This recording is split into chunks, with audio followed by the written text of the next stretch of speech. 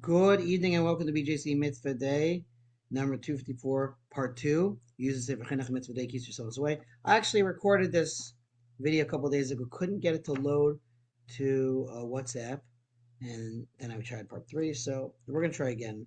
And this is again the obligation to revere the Beis Hamikdash, the temple, which is very relevant in the 9 days here. And this is found in the third book, Vayikra Parshas Kedoshim. The Chinuch cites the 9 sources that explain what this mitzvah requires us to do. The sages of blessed memory explained in Sifra, as well as in tractate Barachos,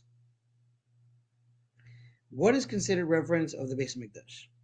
A person should not enter the Temple Mount with his walking stick or with his shoes, or while wearing only his undergarment, or with dust on his feet, or with money tied into his handkerchief.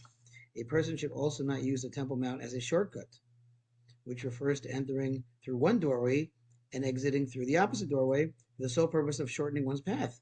The Sifra and the Mishnah in Barachos continue, and the fact that spitting is prohibited on the Temple Mount can be derived through a Kol V'chomer argument, all the more so, meaning that it is unnecessary to explicitly mention that spitting in that location is prohibited, since this is obvious.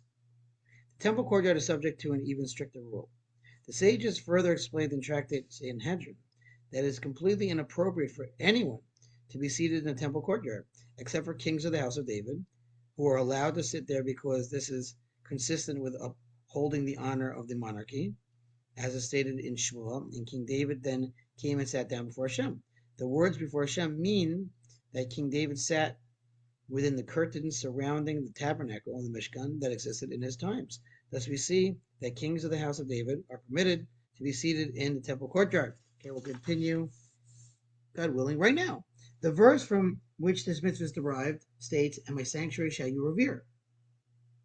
A simple reading of this verse might lend the impression that one is obligated to revere the temple itself. Sifra rejects this misinterpretation and thus brings to light the essence of this mitzvah. The sages stated in Sifra to the verse, "You are not to be in fear of the Beis Hamikdash itself, but rather of the one who commanded regarding the Beis Hamikdash." Okay, thanks for listening to this month's Future Mitzvah 36 on 100 for the gold.